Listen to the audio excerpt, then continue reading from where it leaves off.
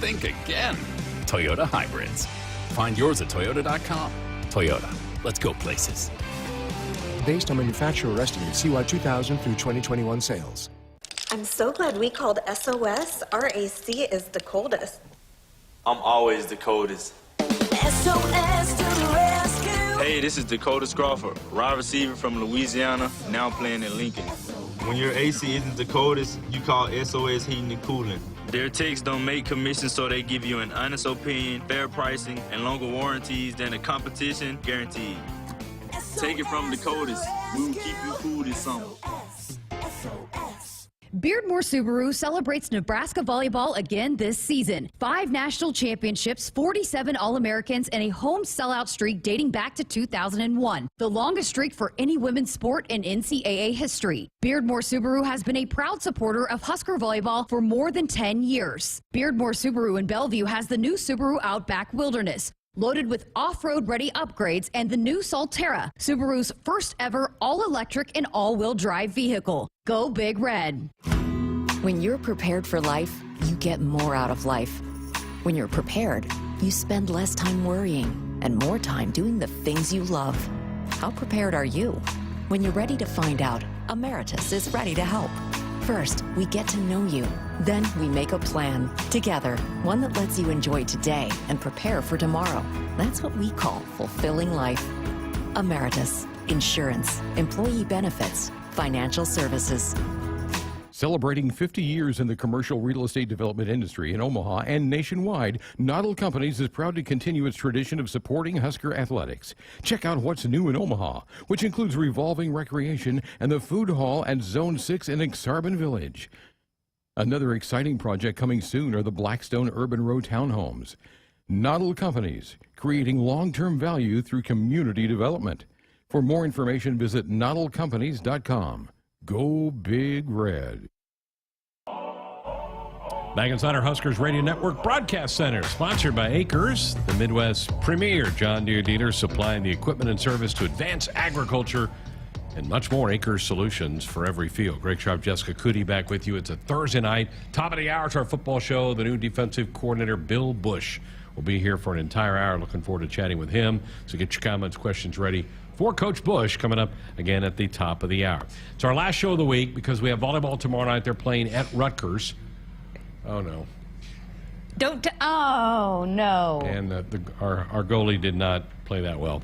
So, yeah, Purdue just took the lead on the Huskers in soccer. Folks, I'm distracted. It's on TV right here, and I'm distracted. I know, and when I'm talking, he's, like, waving his hands and, like, looking at the TV, and I'm like, what's going on?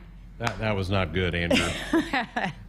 So no show tomorrow. Volleyball, so we have to do our picks tonight. That's okay, right? Yeah. We can do that. I'm waiting for the spiel to happen from the Revenge Tour. Oh, wait. Yeah. We don't need a speech this week. We got to review that. Time now for our Big Ten game predictions presented by Choices Treatment Center, helping people make positive choices. Last week, all right, interesting week. We started with a Thursday night game. Illinois hosted Chattanooga. We all 5 took the Illini. They shut them out. 30-0 win easily. Michigan, Maryland. This was a lot closer game than we all thought, but Michigan won. We all picked the Wolverines to win that, so we were perfect through those 2 games. Penn State knocked off Central Michigan. We all went with the Nittany Lions, so we were perfect 15 for 15. Then it gets a little sideways. Minnesota really flexed their muscles. They win handily at Michigan State. Jessica, you, Andrew, and Molly had it right. Tim and I went with the home team. The Spartans let us down. It's a good win. You've been picking Michigan State, and they've been letting you down. Yes, back-to-back weeks. Yes. That will not happen anymore. I'm not going to be Jeremiah and stay with the team the entire year. I can trust you with that. Indiana, Cincinnati, we all had the Bearcats. They won by 3 touchdowns. Iowa, Rutgers. All 4 of you got it right. I took a chance, thought Rutgers maybe could do it at home with that inept Iowa offense. The Hawkeyes, though, scored 2 defensive touchdowns and win the game. I mean, their best offense is their defense.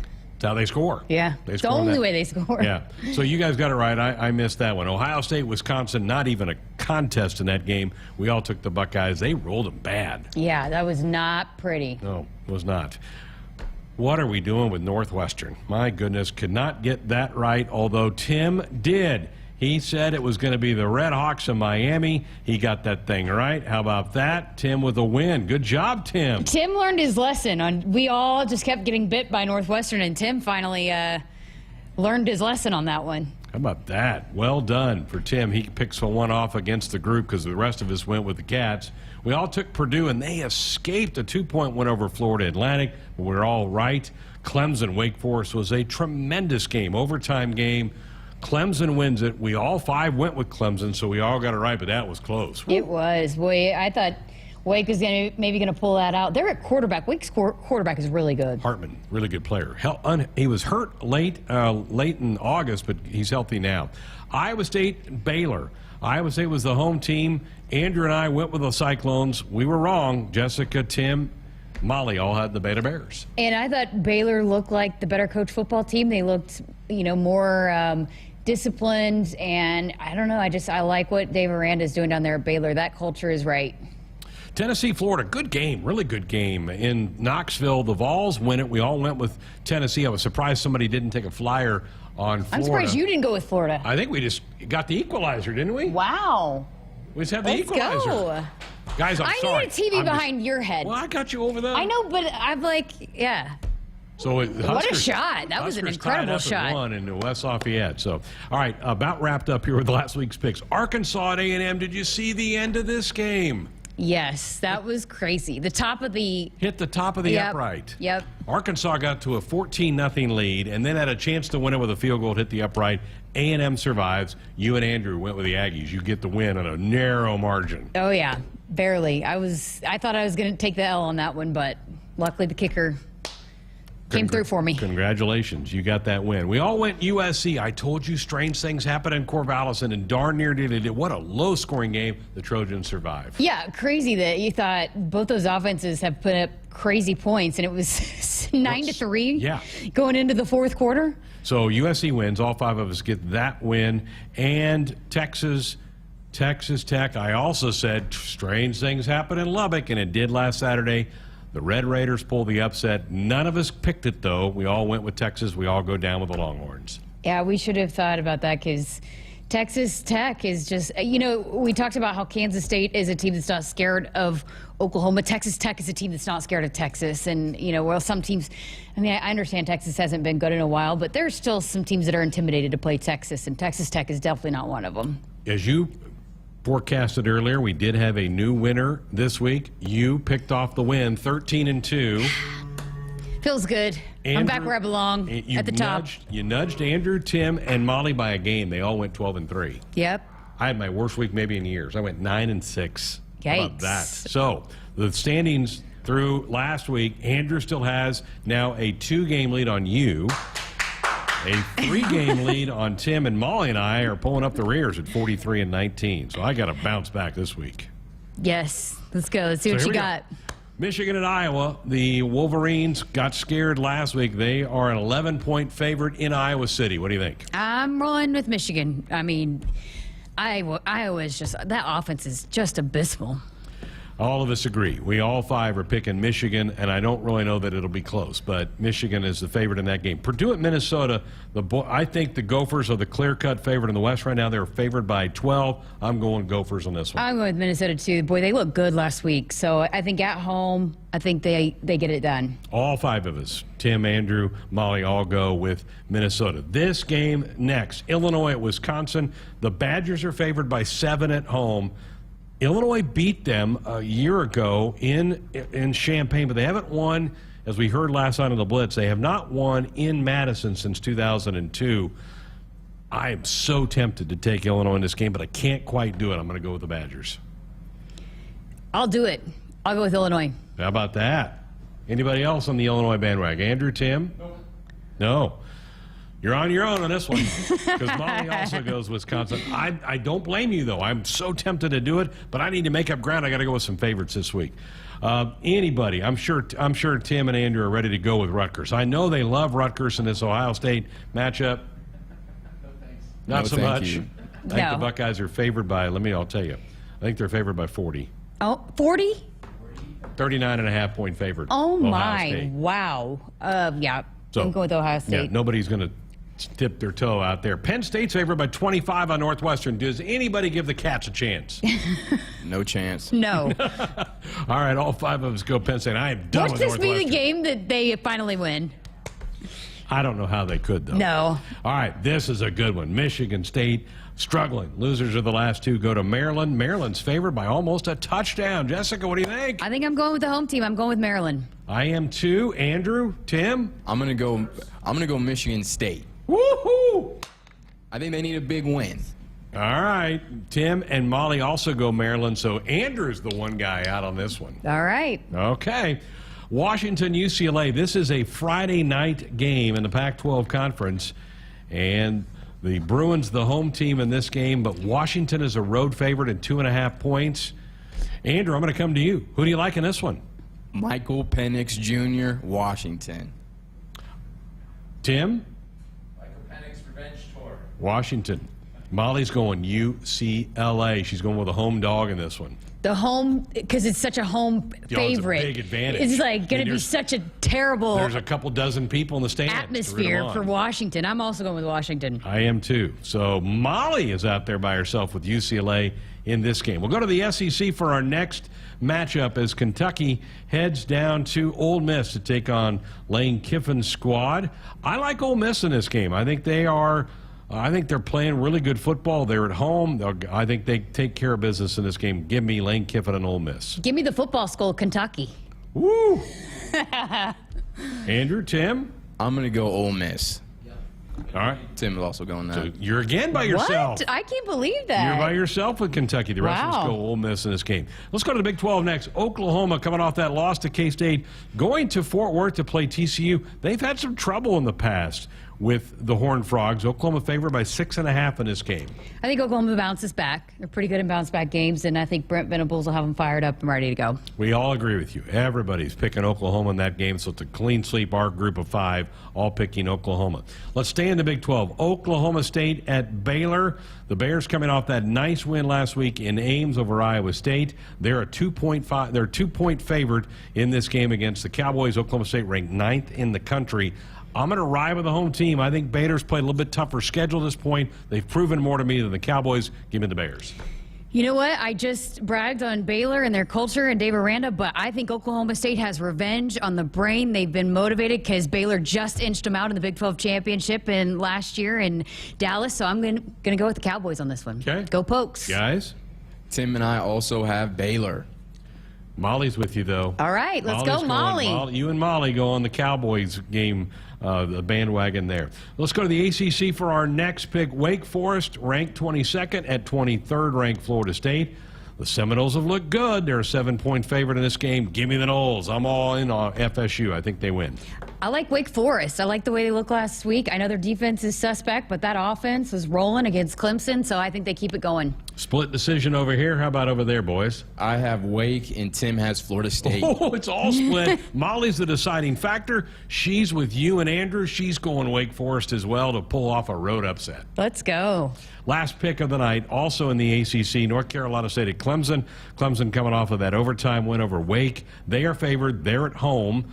What do you like in this game? I like Clemson, home team. Favored by 7. They're just a team that figures out how to win, even when things aren't going right, like last week at Wake. And especially being at home, I like the Tigers. Okay. Andrew, Tim?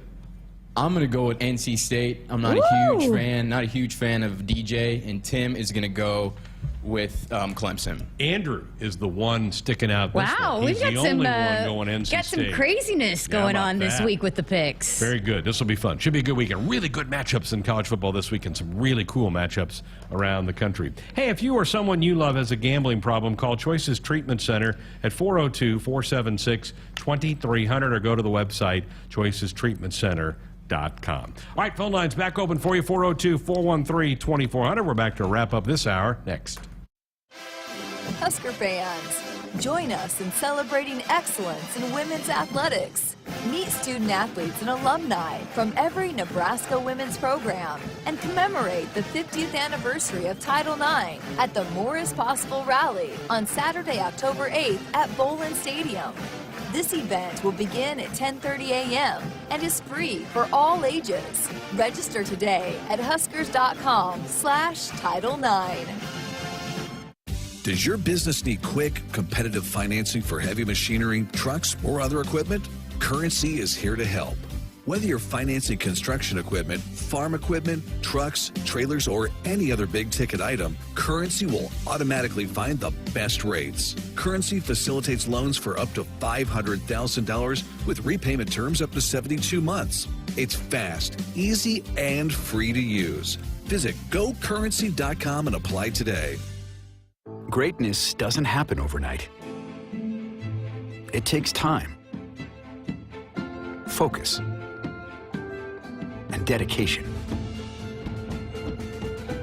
At Shelter Insurance, we understand that because we put in the hard work and dedication for decades. And that commitment is paid off with award-winning customer service for your auto, home, and life insurance. See Shelter Agent Jeb Brandt in Hastings, DJ Robertson in Aurora, or Callie Schilke in Imperial.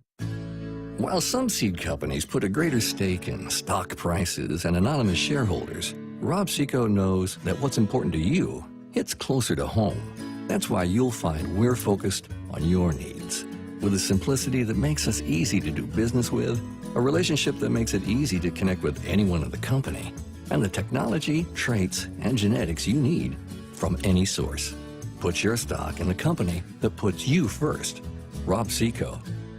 Hit us up on the text line. Text 402-413-2400 with your Husker thoughts. Here's to the locals, raised right here in the Western Corn Belt. The strong ones.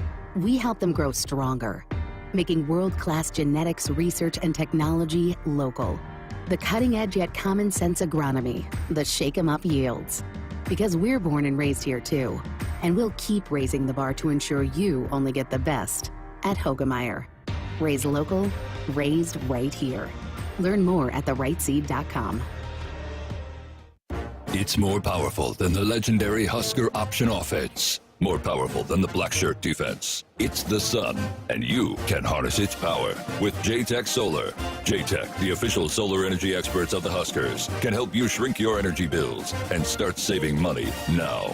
Solar power is clean, affordable, and it's dependable because the sun always shines on the Huskers. J-Tech Solar for your home, business, or agriculture energy needs. Visit jtechsolar.com.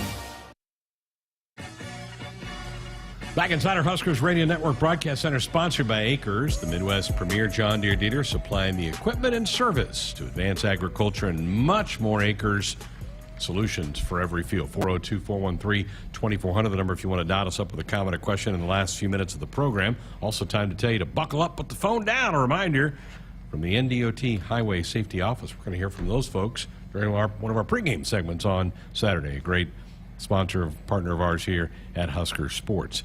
All right, some games tonight. Good NFL game. The undefeated Miami Dolphins against Zach Taylor's Cincinnati Bengals. That'll be a good one. How about the Dolphins? What's going on with them? Crazy. Oh, man, yeah. And Cincinnati finally got in the win column. 1 and 2. Yep. 1 and 2. College game tonight, BYU, Utah State. I would be more interested if it was BYU, Utah. That's what I thought. I thought, oh, that'd be good, but it's Utah State. No show tomorrow. We have volleyball at 6. They're back east playing Rutgers tomorrow, and then Maryland on Sunday for their 2-game swing through that big Hall of Fame ceremony here. We heard from most of the Hall of Famers over the summer. That's going to be fun. Yeah, it really is. And I think we're streaming it, right? I think we're going to be streaming it. I believe so. Yep. So it's you like can 3 o'clock? 2 o'clock. 2 o'clock. Yep, so you can watch it, and we'll have all the coverage on Huskers.com. But yeah, it should be fun. And you had talked to Trev about it the other night, but what a class. Yeah. Lots of talent in this class this year and some cool stories. And we're going to do something different this year. I'm going to be interviewing either the family members or the athletes themselves. And so hearing from all of them this year. And boy, I know they've got some great stories. We talked to a lot of them here on the show, so it'll be fun to see them here in Link. I know it means a lot to the athletics department to do this every year. Not everybody does this. No, and this just started here about 5 years ago, so this is fairly new for Nebraska, and they have their names etched on a walkway just outside of our studio here that those people's names will be there forever and ever and ever, and they're keeping that walkway in front of the new Go Big project that everybody will be able to see in it when it's finished next year. It's going to be a lot of fun. So that's it for us, and then long day on Saturday with a 6:30 kickoff. The weather's going to be fantastic Saturday night. I'm so looking forward to that. What, it's going to be like in the 60s by the end of it? It's supposed to be 80s early in the day, and then, yeah, probably upper 70s at kickoff. Perfect weather. Yes, I love it. Love this stuff. And another light show this week, too. probably the last night home game of the year. Probably. Yeah.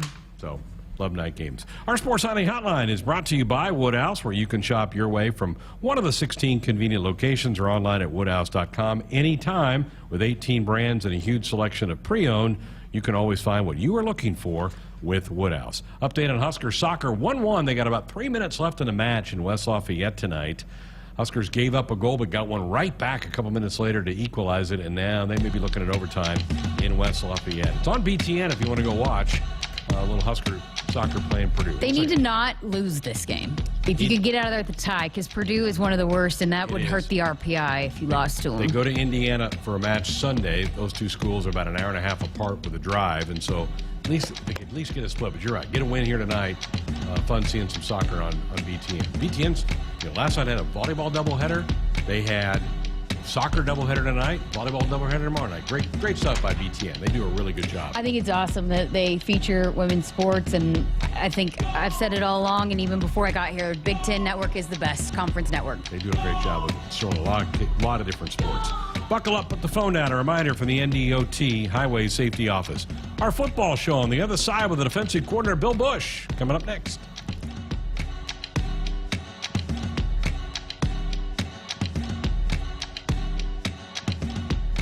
Hit us up on the text line. Text 402-413-2400 with your Husker thoughts.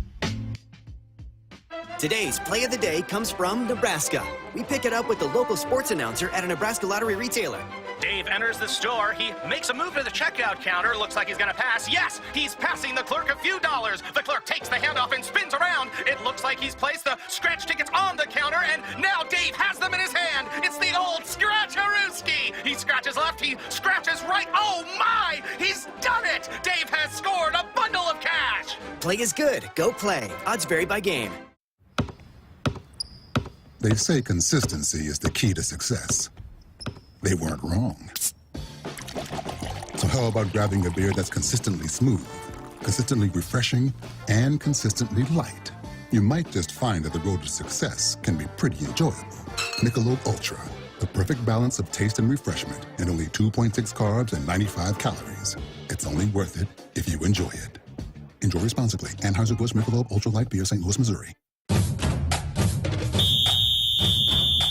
Hey, Husker fans, it's time to gear up for the season. So let's do it right. Jerseys, hats, hoodies, and more. Shields has everything you need to show your Nebraska pride. Visit our fan shop online or in-store for the biggest and best brands in the game. You'll find the right gear to level up your team spirit with all the essentials for your pregame parking lot party. Shields, proud partner of Husker Athletics and football fans everywhere. More Nebraskans are choosing chiropractic care first. Studies show that chiropractic is safe, drug-free, and the most effective treatment option for back, neck, and joint pain. It can also help patients of all ages reduce migraines, improve mobility, and maximize athletic performance. Keep the entire family healthy and active with natural, cost-effective chiropractic care. Find a chiropractic physician near you at nebraska-chiropractic.org. Get your life back with chiropractic.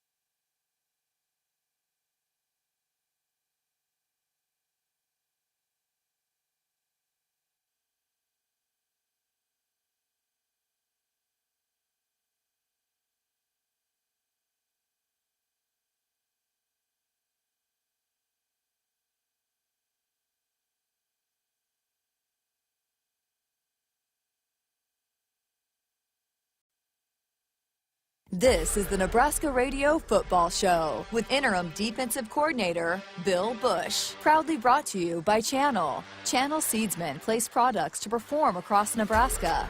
Get expert advice that yields results at channel.com. And your Midwest Ford dealers. Visit buyfordnow.com. 3 to the near side, 2 to the far side. Quick screen pass out to Washington. He's drilled right away. What a great play, man, on the edge by Chris Kolarvik.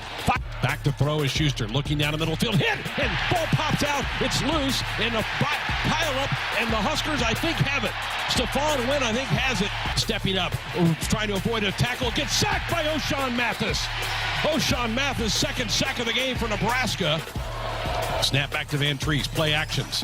Gets hit as he throws. Pass headed down the end zone. Buford goes up and makes the interception at the 1-yard line. Marquise Buford's second pick of the game.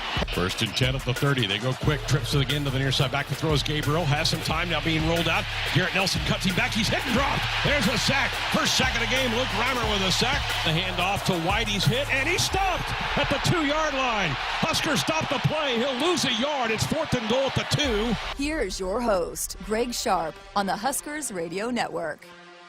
Thank you. Welcome to our football radio show for the week. Delighted to have defensive coordinator Bill Busch with us for the next hour. If you want to be a part of the program, 2 ways for you to do that. You can dial us up at 402-413-2400 or fire off a text, that very same number, as we talk Husker football and defense. We'll mix in some special teams because you're not that far removed from handling that role with this team. Mickey came to you a couple Sundays ago to do this. What were the first couple of things you wanted to do, get in place as you took over the role as DC? Well, obviously, I'm very glad to be here. Obviously, beyond glad to be here. I'm very blessed to even have a chance to coach at the University of Nebraska. So that's a huge honor for me. It's a chance I've had a chance to do it 3 times. So just extremely humble over the situation. When Coach Joso came and talked to me, I think that it helped out that being familiar. When he was playing, I was a GA. And so sometimes I told Mickey I had to chase him around a couple times to go find him a few times, make sure he was in class and stuff, but he did a great job. But he came and talked to me about this. We'd been together at LSU, so he knew my background in defense. He knew how I'd worked with Coach Aranda so close at 3 different jobs and how we wanted things done. So when this opportunity came up for him right there, again, it's a very tough way to have a job thrust upon you with that. Like I said, it's like reality TV, so it's tough on everyone. But when Coach Joso came and talked to me about it, gave me the opportunity to be able to do it like that, I just jumped in full speed because that's just what you do. That's every coach, what they would do the same thing. So it's not crazy for me to be able to do that, but I'm just fortunate that I've done it a bunch before and spent my whole life on that side of the ball. So that's a big plus for me to be able to get it done. You mentioned it yesterday when you met with the media. The players have been through a lot. Their head coach, their defensive coordinator in the last couple of weeks. How have they been? How have they reacted the last 2 weeks? The players have been ridiculous as far as just being energy, bought in. We got such great young men in this program, and then they love Nebraska. I mean, it's just been a huge plus to be around them. How they've carried themselves, how they practice, how their body language, all those things. That I'm a huge body language guy. Everything is extremely positive in that manner at that. So they've taken the thing over at that, and they've been able to deal with it. I think they also understand how real life works. I think you got a bunch of grown men in the room, and they understand how real life works. And no matter what happens, time moves on. And like I said, whatever it is, 6:37, on Saturday night Central Standard Time, the foot's going to hit the ball, and so they understand that part for us right there. So they've done a great job. They've been very responsive to me, which has been great. But like we talked about earlier, I'm very blessed that I was here as a special teams coordinator before. So I've coached like every position. So I work with the O-line, I work with the D-line in field goal block. I work with all the positions. So I know everybody, know them really well. They do know me. So I think that was a plus in the transition part for us right there. So like I said, very, very happy with where we're at. You don't have a spring ball, you don't have a fall camp to implement a lot of what you would probably like to do. That'd be nice, wouldn't it? Yeah, that'd be a big plus. So absolutely. How do you do it? How do you go about that? The biggest thing is, the first thing I try to do for myself was try to memorize things that were same as and what was the language that was used. So I tried to memorize. It wasn't their job to learn things how I called or would like to call it as how they did it. So football's a lot of ways. You divide a field up in so many ways. It's thirds, halves, quarters. There's man coverage. There's blitz concepts like that. So a lot of these concepts all throughout are very universal. And so I wanted to be able to tie things in with what I knew, how they called them. So I was able to get that established pretty quick. And that's because the assistant coaches have been off the charts on helping me, do that. You think it's, hard for the players? Imagine being the assistant coaches also in this spot for us right there. They all of a sudden like, hey, there's been a change. There's been someone let go. It's a dear friend. And now there's somebody else that's in charge to be able to do that. And then they've been pros all the way through. So it's been awesome that the staff has been fantastic. But also I worked with them all through special teams, been around, was with them all summer, whenever I got hired last, whatever it was, January. So I've been with them for a long time. But I'd like to have had the extra time, absolutely. Tackling's been a bit of an issue the first 4 games. How can you clean that up? What drills can you run? How can you fix a little bit of that in practice? The first thing you want to do is you want to tackle the population. Like that, I call it roll call on the ball. And so sometimes there can be a chance if you hit things with the proper leverage and miss, the ball's going the right direction. There's also people coming to help you in those spots for us, right? The thing that shows up the most in tackling, especially in open field, that's a tough spot to be in. It's how fast can you eat up the grass? How fast can you close the distance from the tackler to the offensive player, and how fast can you get there to take their angles away from them to be able to do things in the open space and with your feet. It's so important to be able to run through contact and be very, very aggressive and be able to take your shot on things and then have the next person be able to come in to be able to clean things up. But there's drills we do. We have tackling drills. Everyone does them so it's not a situation where we've changed a lot there, but I have installed some of the things that we've done in some situations right there to try to help those guys improve in that area. And the biggest thing for us, it's not even so much the tackling, is the ability to thud up contact in practice. So our theme of strain to contact is so big for us right now, and to be able to get to those points for us. So everything we want to do on Tuesdays and Wednesdays when there's pads on right there, everything is, whether it be against the offense or against the scout team, everything is a thud situation. And it's not always easy, but you have to strain to be able to get it done.